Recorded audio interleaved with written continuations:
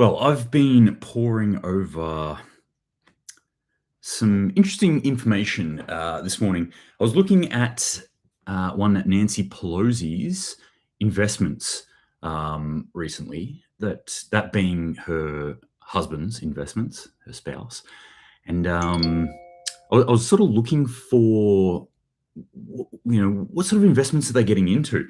Just judging by what's coming out about Pelosi and what she's releasing into the media at the moment, because I'm convinced. I'm like, they have to be investing in some sort of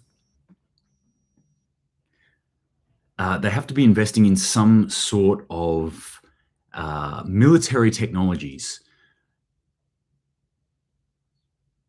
So I've been looking for these investments for these military technologies. Sorry if the Instagram just cut out. Then somebody tried to call, and they don't know how important Instagram is. Clearly, trying to call me. It's ridiculous.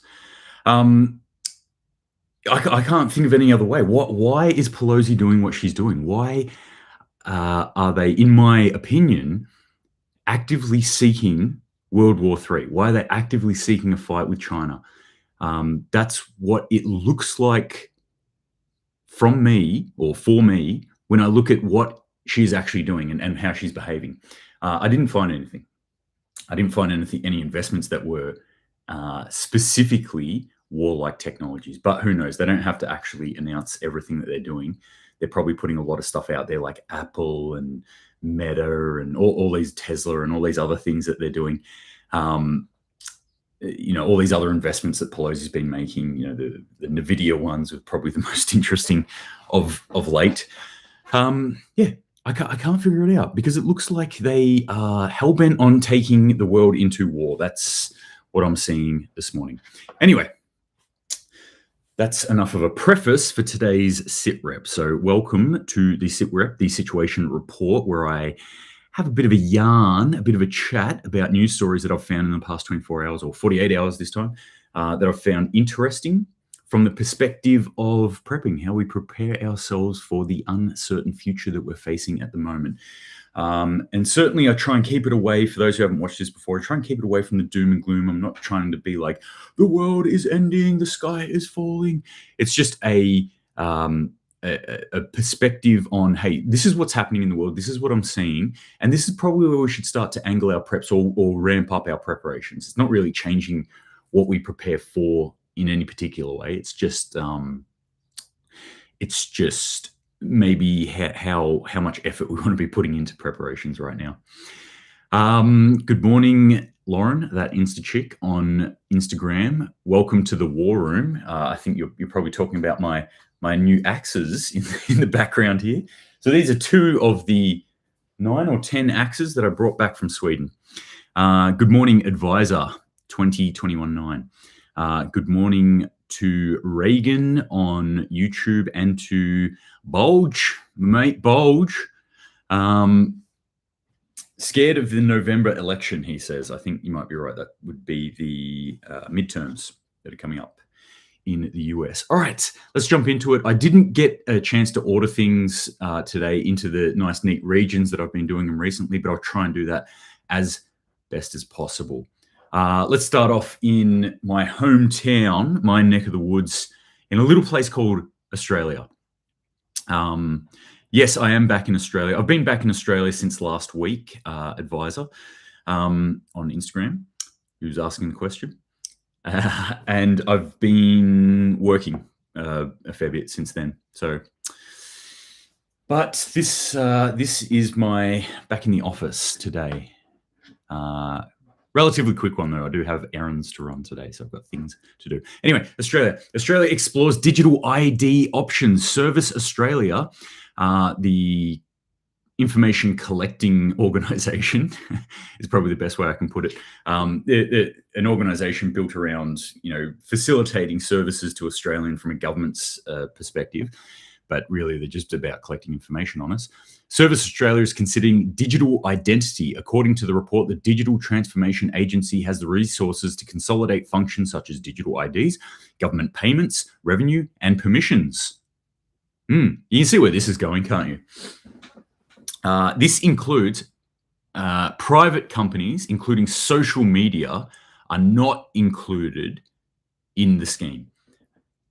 Yeah, but it's not it's not exactly a big step when they're saying, "Oh no, we're not going to include things like social media accounts and stuff like that."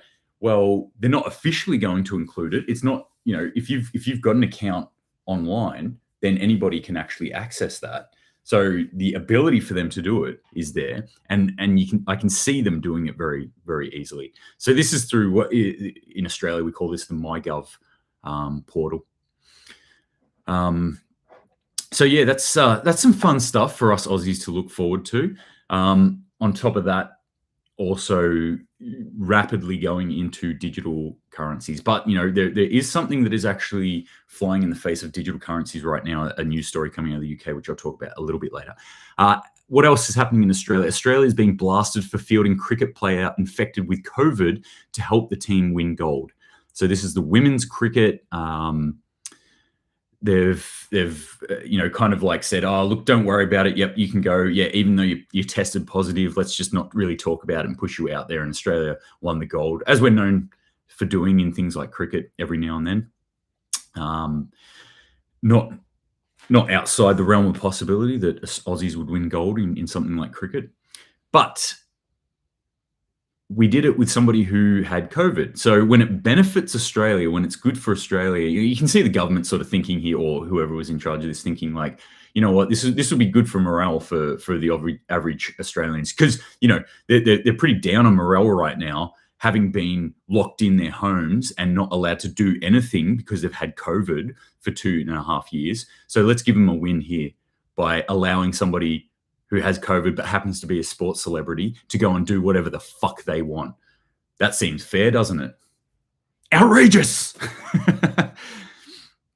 Djokovic was deported. Lauren correctly puts, Djokovic deported from Australia. That's the tennis star, Novak Djokovic. Deported from playing in the Australian Open, stopped from playing in the Australian Open and deported from Australia. It's a pretty big deal. Being deported from a country is a pretty big deal. Deported from Australia for not having COVID. It's not like he had COVID. It's just that he didn't actually, I think the technical actual term for it was he didn't declare whether he had been vaccinated. And everyone knows that he's unvaccinated. But he refused to declare whether he was unvaccinated. I need to check that, but I'm pretty sure that was the technicality on it. We've got somebody with COVID. Let's go send them in there. Love these double standards. I'm not like the whole COVID thing, like just shift that off to the side for a sec. What I hate is hypocrisy. What I hate is double standards. It just really fucking irks me. I think they're just like, we should just have like pretty much a blanket standard for most people. Like, here's the bar, reach it or don't reach it. That would be a better way to actually do this. But yeah, that's not what we're getting, is it? All right. That's enough angering me this morning. It just seems like any news coming out of Australia always is just angering. It feels like they pick news stories to go, Stuart Gadden, fuck you. That's what, whenever I'm reading something coming out of Australia, I'm just like, oh, for fuck's sake, why? All right, let's jump over into, I don't think I've got anything on Southeast Asian region, so let's jump into East Asia. Heavy flooding in South Korea. They've been getting smashed by rain at the moment. So Seoul has been underwater. A lot of flooding happening out there. Chinese ambassador to Australia issues startling warning about Taiwan. I love this story when it popped up on news.com.au. Startling warning about Taiwan. China has warned Australia is prepared to use all necessary means in relation to Taiwan, warning that there was no room for compromise to protect its sovereignty. What is startling about that? News.com.au. Please tell me. Why were you startled? Was the reporter on this Samantha Maiden? Were you startled when you heard that? Have you been living under a rock for the past couple of months? what the fuck is startling about that? Everybody is well aware of what China's doing. I shouldn't say that, actually. I went and sat and had a coffee with some friends this morning up at a local cafe, and they were like, "Whoa, have you heard about China? Do you think they're going to use this Ukraine thing as a bit of a cover and maybe try and take Taiwan?" I'm like, "Do you not watch my SitReps?" No, I didn't say that.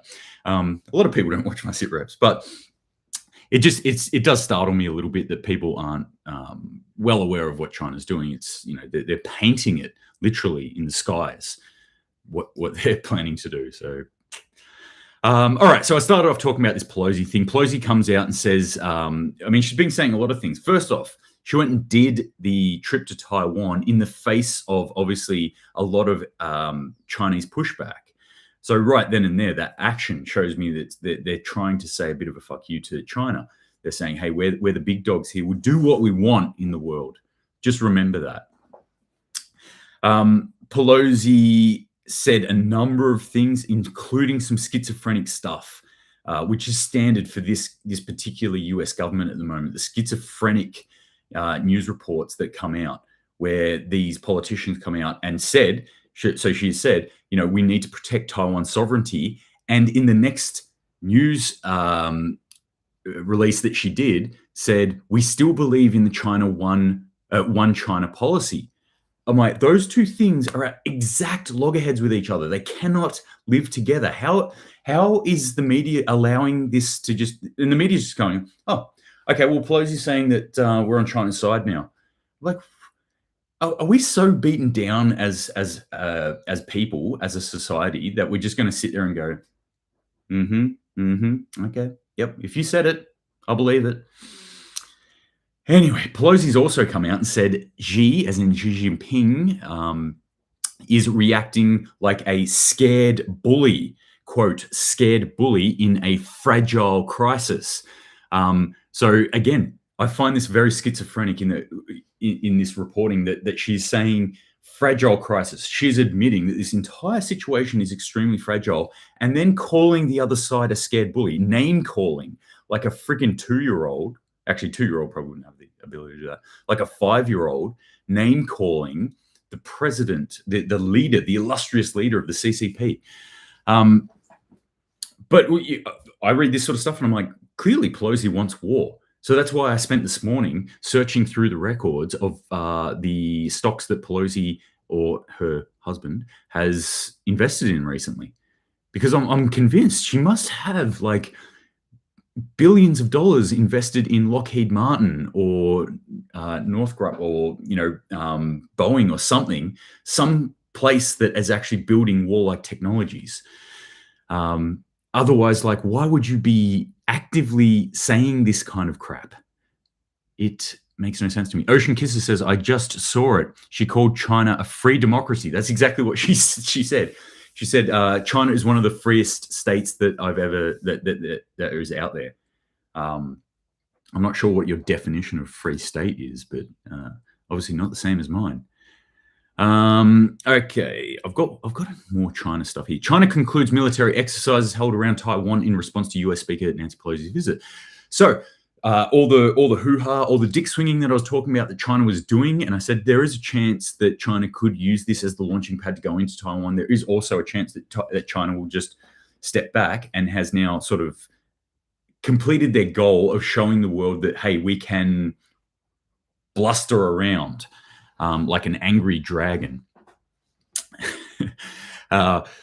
And that's apparently what they've done. So they've taken a step back. I think like this makes total sense from the Chinese playbook as far as I'm concerned, that they'll take the step back, they'll wait for things to calm down, then they'll start doing other things. Another thing that's actually coming out of China, I don't have the report here, but it was sent to me by my brother, of all people, this morning, was there's another disease. Actually, I do have the story here somewhere. Allow me just to find this. Novel Langia virus. I think that's pronounced right. Langia virus. So we've got a new virus, everyone.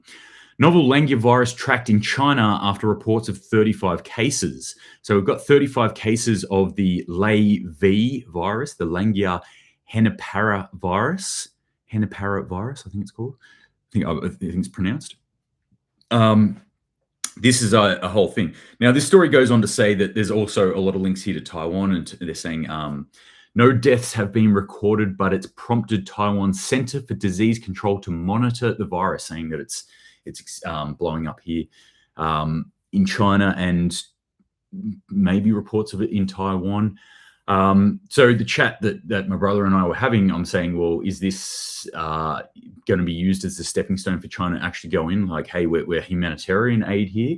Or will this be a softening tactic? Let's try and get a virus in there against Taiwan, see how they do what we know they're going to do, because we've just watched 2.5 years or 3 years of what the reaction from governments are about viruses. And then we'll just come in and sweep up the pieces afterwards.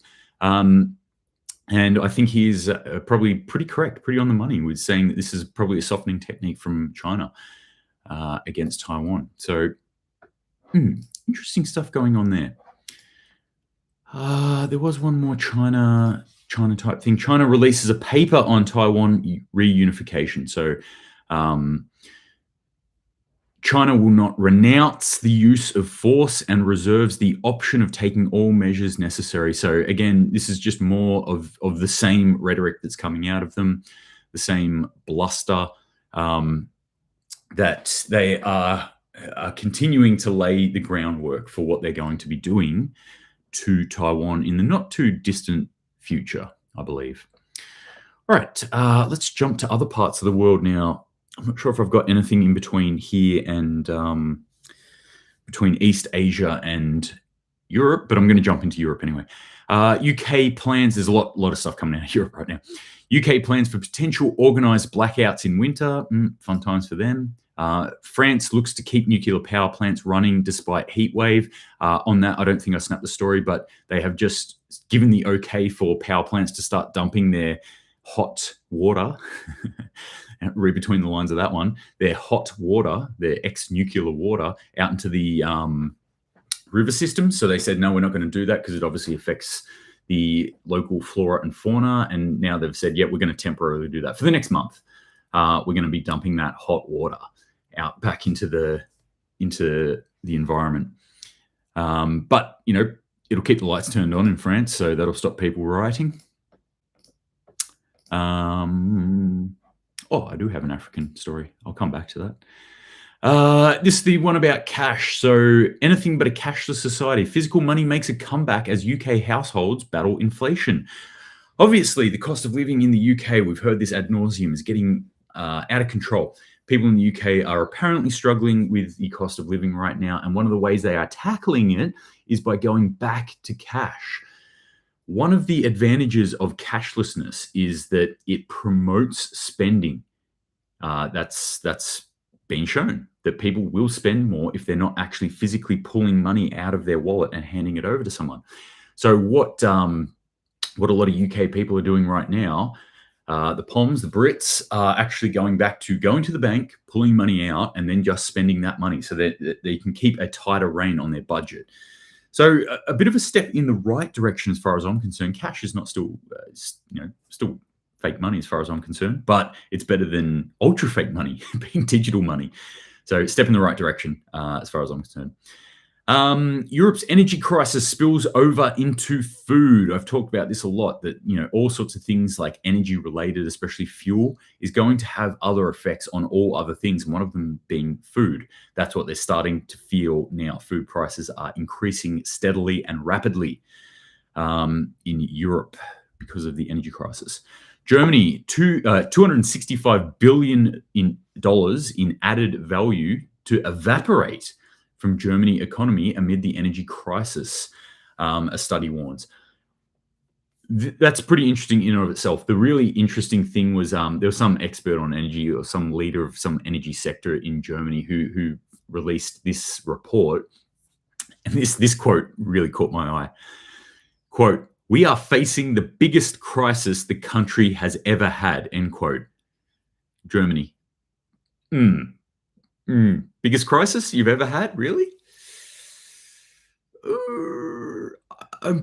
I'm going to just assume that this person is possibly young and is not much for studying history. Because if you believe that, $265 billion is nothing to be sneezed at, yeah. But if you think that being wiped off your market is the biggest crisis that this particular country has ever faced, then I'm just gonna say, hey, just go and do a bit of an internet search on a little thing called World War One and or World War II and or what happened in between those two things and preceding those two things. Then you might get a bit of a taste of what their biggest crisis has been in that country of recent history, because we can go back further and there's some pretty serious stuff that was happening in that country as well. But anyway, the sky is falling as far as that guy's concerned. UK power supply under threat. So Norway's come out and said that they may reduce electricity exports to the UK due to low water levels. This is happening all throughout Europe at the moment, these low water levels. In fact, this is actually happening in Germany, that they might have to, within a week, if the weather keeps going the way it's going, they might have to actually stop movement on the Rhine. So they're a huge manufacturer, Germany. They move a lot of goods through their riverways, and it looks like those riverways are getting so low that they're not going to be able to do that. And also in Norway, so they're saying that the drop in their water levels is affecting hydroelectricity power output. They're not going to be exporting energy out to the UK if it continues the way it's doing, because they're going to need it for themselves. Yeah. So a lot of fun stuff happening in and around Europe. Oh, also over the other side of Europe, in the east there, there's a particular nuclear power plant, which I'm going to give this a crack. Zaporozhye. Let's just say it's the Zappa nuclear power plant, which has been getting shelled on and off for the past week or two, which is a pretty big deal. You don't want to fire munitions at a nuclear power plant. Bad things can happen there. But who's actually doing it? This is the thing. Who's actually attacking this nuclear power plant? Everyone's saying Russia, of course.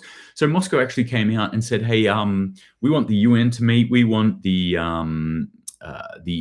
International Energy Authority or whatever it's called to meet and talk about this, because Ukraine is attacking this nuclear power plant. And obviously Ukraine's come out and said, whoa, it's not us, it's the Russians. They're doing it themselves. And everyone's like, wait, they're doing it themselves. They're attacking their own plant that they have control of. Wait a minute. Something doesn't seem right here. So, I mean, this is a concern. Any attacks on nuclear power plants is always a concern. But again, interesting stuff that's coming out of the news about he said, she said from the Russian-Ukraine crisis. Back over to France. Wildfires raging in France. Thousands evacuated. Again, we're getting more reports of these fires in France and other parts of Europe as well. Fires all throughout Europe. So more weather effects, extreme weather effects. Italy, apocalyptic storms wreak havoc in Italy's Avellino region. Flash floods sink houses and trash cars. So crazy, crazy weather going on, right? Who could have predicted this? So yeah, obviously, I always like to talk about the weather effects, and I always think that this is something we need to plan for, because the consequence of weather effects is quite large, and the ability to mitigate them is relatively small in reality. That no matter what super technologies we have, no matter what we can actually do, we can't actually stop a flood from occurring, and we can't stop the effects from it. We can't stop hurricanes. We can't stop earthquakes. We can't stop fires. So these are the sorts of things that we still need to plan for and think about as disaster preparedness minded individuals, and thinking about how we actually structure our lives. Maybe having a look at our domiciles, about where we live and how we live, and thinking, what can I do? What sort of things can I have in hand? If there are apocalyptic storms coming in, what sort of stuff do I need for that? Do I need tarps? Do I need ropes to secure broken holes in roofs and things like that? Do I need plyboard? Do I need plastic? Do I need tape to secure windows for storms? Can I look at the trees and things like that around my house and start to trim them back, or look at if they are going to fall, what parts of my house might they actually affect? Is my house in a bushfire zone? Can I help protect it by taking out vegetation around the house? All this sort of stuff. These are the sort of things that I encourage people to look at. And then, of course, as always, having a plan to escape as well. So grab bags, evacuation, duffel, bags or trunks to get out of there if need be. All right, I'm going to wrap it up there because I've got stuff to do today. Thanks for joining me. I really appreciate it. Thanks for everyone who's been jumping on and subscribing to me on the YouTubes. If you haven't already, please, hit the like, hit the subscribe on the YouTube. Really appreciate it. Thanks for everyone for watching on the Instagrams, as always, or listening to me on the podcast. More and more people are starting to listen to this podcast, so I really appreciate that. Dry bags and fireproof bags. Yep, that's always a good idea from Lauren there. It's Stefo. Thank you. Great as always. Appreciate it. Jackson Ang on YouTube says Taiwan to standardize novel genomic testing for LAV. There was a few dozen cases and no human-to-human transmission. Luke Knowles, love your chats. Thanks for joining me. Really appreciate it. All right, gang. That's it for today. So as always, if you've got any questions, shoot them through to me. Really appreciate that. If you've got any stories or anything like that you find interesting, shoot them through to me. I don't get access to everything. So if you come across something, please feel free to fire it at me, and then I can talk about it tomorrow or the next day whenever I do one of these again. But until next time, keep prepping. Get out in the garden if you can. Grow some veggies. Do all that good stuff. And stay safe out there. Semper Paratus.